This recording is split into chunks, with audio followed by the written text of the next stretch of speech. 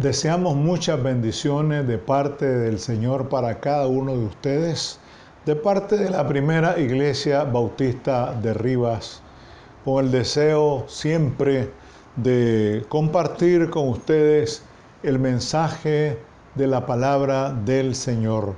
Glorificamos, exaltamos, alabamos el nombre de Dios porque su misericordia es permanente con cada uno de nosotros.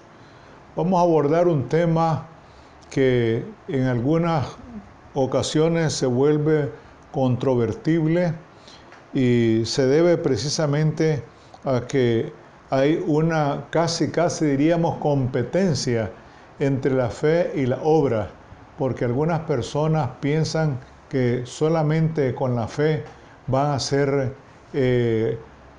a ser justificados y otros piensan todo lo contrario, por las obras exclusivamente.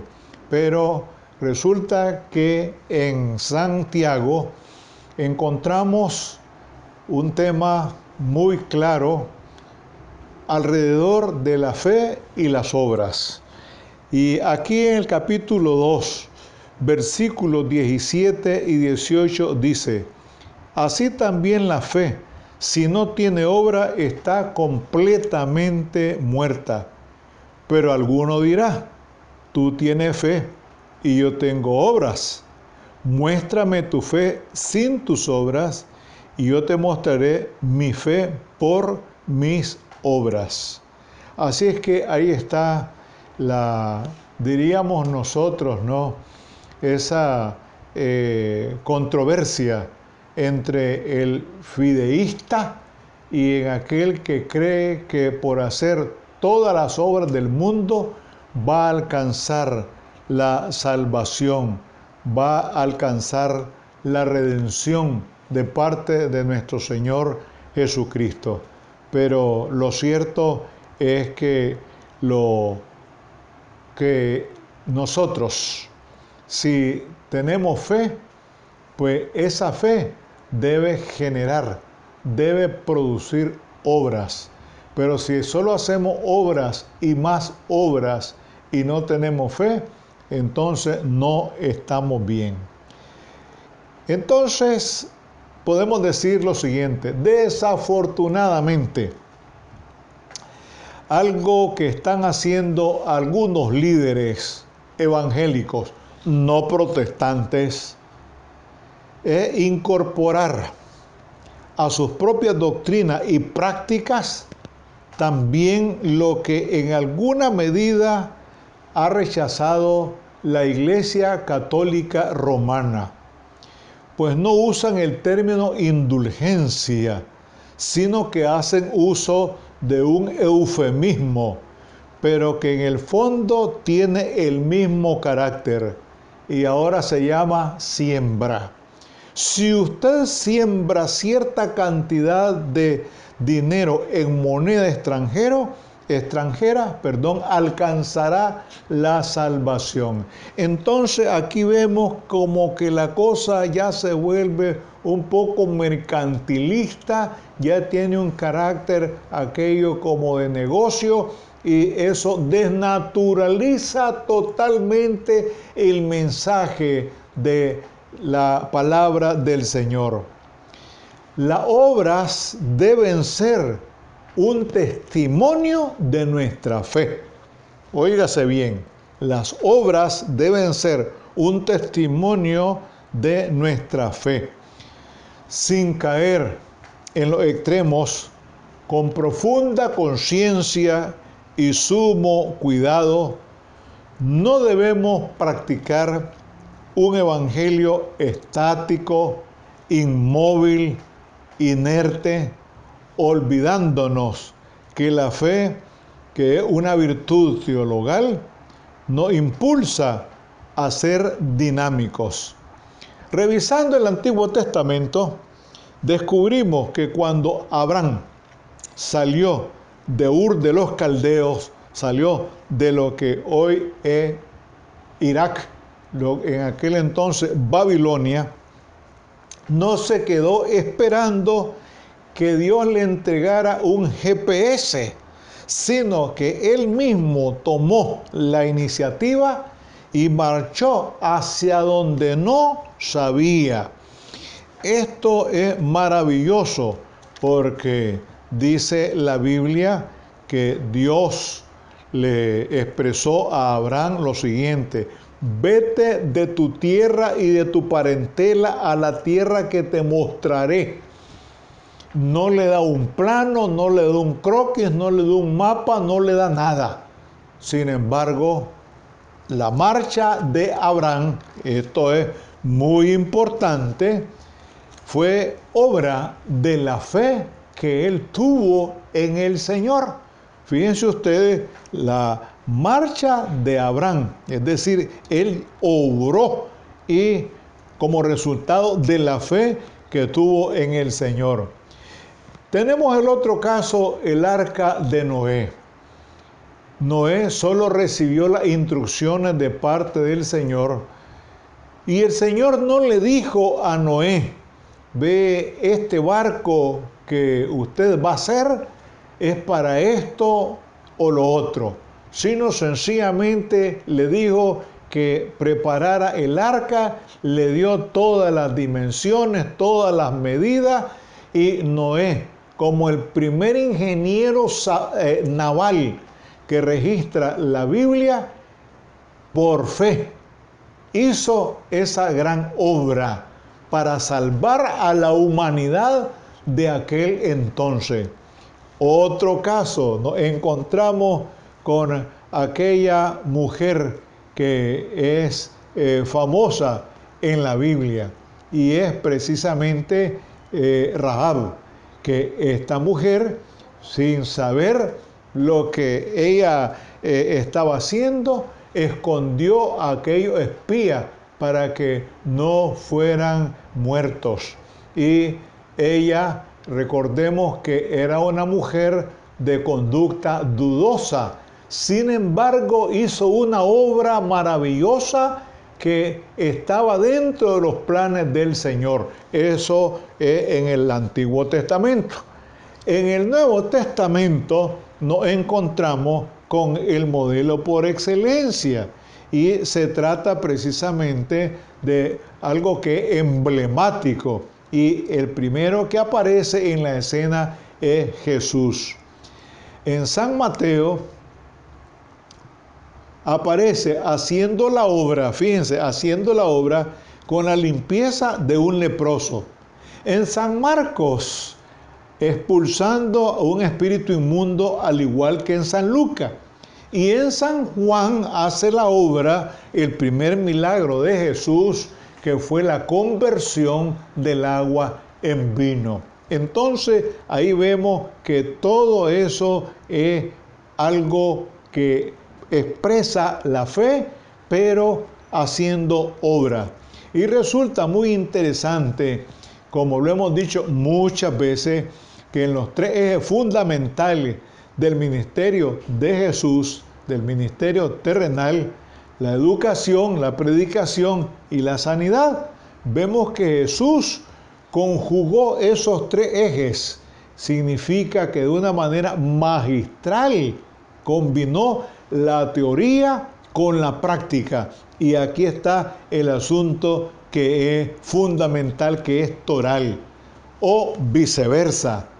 Dejó el púlpito, dejó la sinagoga y se fue por todos los caminos, ciudades, playas, etcétera, para enseñar y realizar de esa manera un ministerio integral, completo, porque resulta que en muchos cristianos a veces nos quedamos solamente con la teoría, y es muy buena teoría y excelente teoría, pero ¿y la práctica dónde está?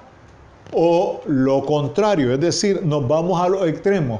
Muchas obras, pero de fe no hay nada. Y aquí estamos mal. Por eso es que Santiago nos hace una observación muy importante.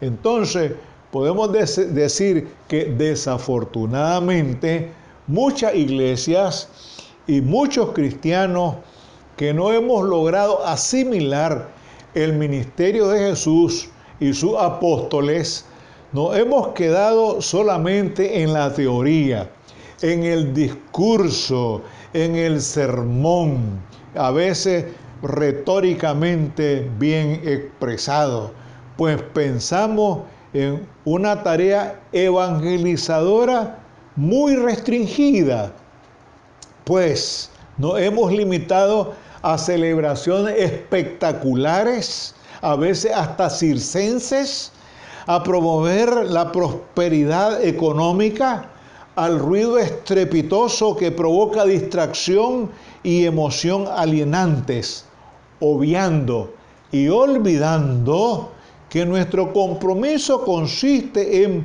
promocionar el reino de Dios en función del prójimo, y todo eso aterrizado, es decir, aquí donde el Señor nos ha puesto, de acuerdo a lo que dice Lucas 4:18, que lo vamos a leer porque de esa manera Jesús inauguró su ministerio allá en la sinagoga de Nazaret.